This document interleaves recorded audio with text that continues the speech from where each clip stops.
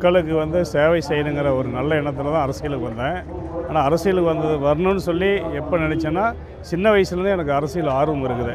சின்ன வயசுலேருந்து ஆர்வம் இருக்குது. கிட்டத்தட்ட இன்றைக்கி பார்த்தீங்களா 2016 சட்டமன்ற தேர்தல் அப்போ நேர்காணலுக்கு புரட்சித்தலைவர் அம்மா அவர்களிடம் சென்றேன். அப்பொழுது வாய்ப்பு கிடைக்கவில்லை. 2020 வாய்ப்பு கிடைத்தது. மக்களுக்கு சேவை செய்கிற ஒரு நல்ல எண்ணத்தில் தான் சட்டமன்ற உறுப்பினர் ஒரு ஆசை வந்தது.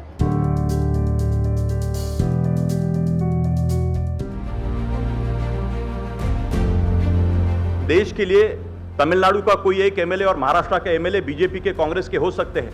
डेवलपमेंट पॉलिटिक्स के लिए अगर कोई अच्छी एक कल्पना किसी कॉन्स्टिट्यूंसी में बनती है तो वो कल्पना दूसरे कॉन्स्टिट्यूंसी में उसका लाभ कैसे बाकी लोगों को मिले, इसके बारे में भी एमएलएस के दरमियान इस तरीके से डायलॉग होने की ज़रूरत है. இந்த ப்ரோக்ராம் பற்றி நாங்கள் என்ன நினைக்கிறோம்னா, சென்ற வருடம் மும்பையில் நடந்த நிகழ்ச்சியில் நான் கலந்துக்கிட்டோம்.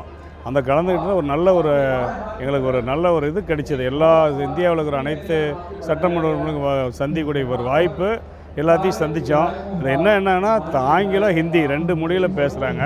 அதிகபட்சமாக இந்தியில் பேசுகிறாங்க. நாங்கள் ஆங்கிலத்தில் பேசுனா எங்களுக்கு நிறையா புரியும்.